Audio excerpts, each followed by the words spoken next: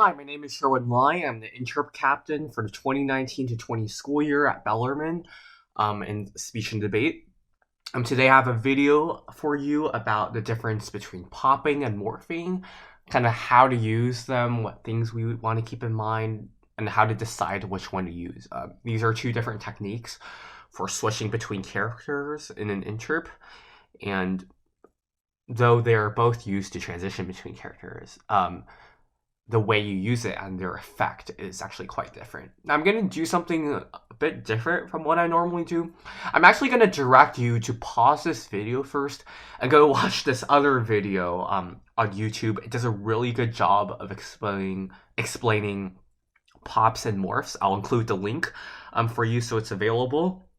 So go watch that video, pause this video, come back, and then I'd like to highlight for you the main points and kind of contrast them. So go ahead and do that.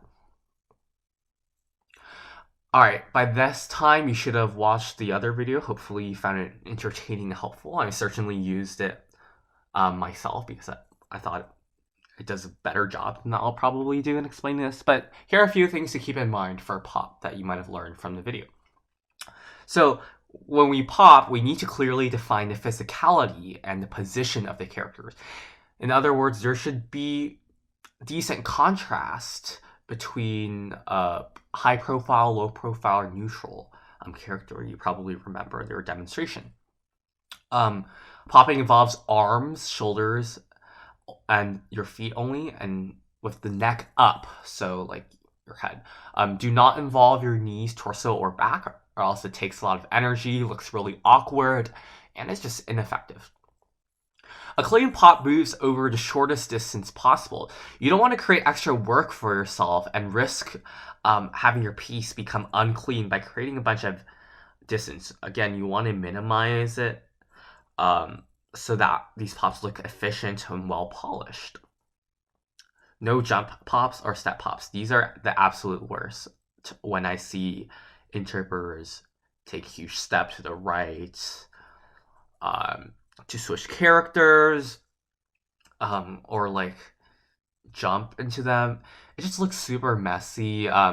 For HI, especially if you do those step pops, they really interrupt the flow of your speech and brings down the energy level a lot, especially if you keep doing it over and over again.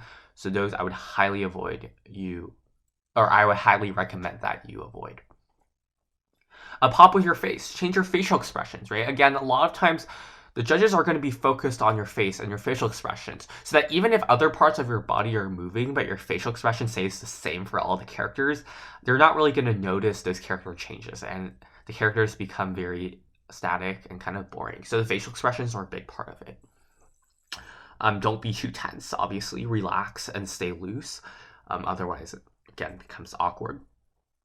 And then use the half/sneaky pop technique. I think this is really helpful, where you gesture halfway between the first character and the second character to prepare your pop. This technique can also be used to create contrast when you morph into the intro. We'll cover it later.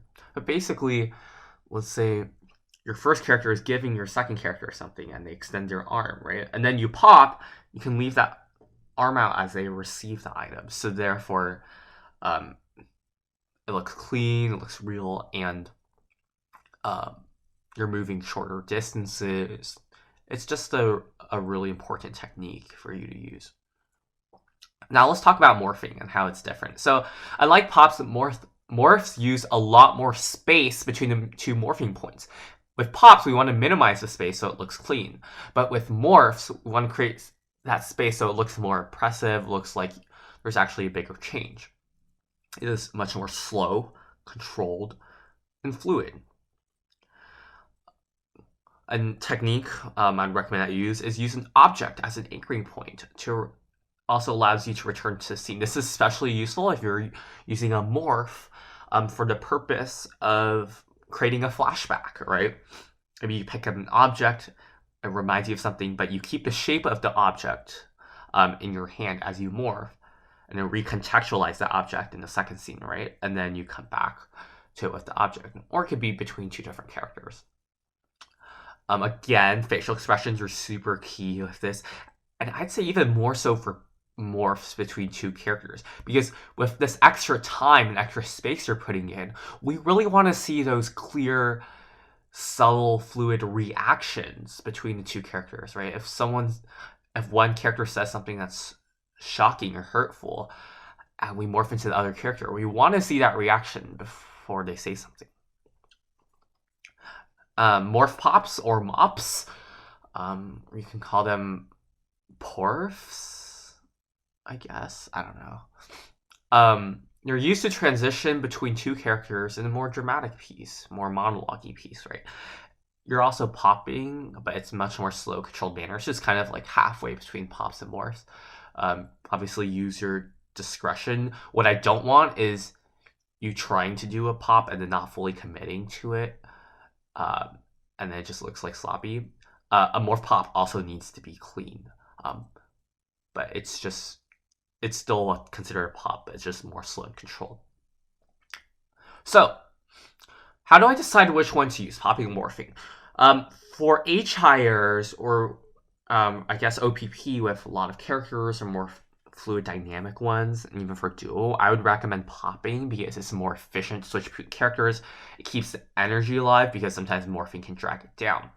Now, if you're doing more of a monologue-y thing, especially with drama, duo, or you're trying to set up a flashback, regardless of whichever event you're doing, and you want to create that distance not only in space but also in time, then I would recommend using a morph because it draws more attention to the changes in your facial expressions, to the physicality, and allows the emotions to really process through more. That being said, even when we do use pops, it also still needs to be clean. Facial expressions are there, and like obviously emotions and reactions still need to be a lot sharper. So yeah, that's about it. I would recommend you consult your coaches, captains, or teammates on like what to use for when, because they probably have a better understanding of your piece specifically, or you can even ask me. So that's about it for this video.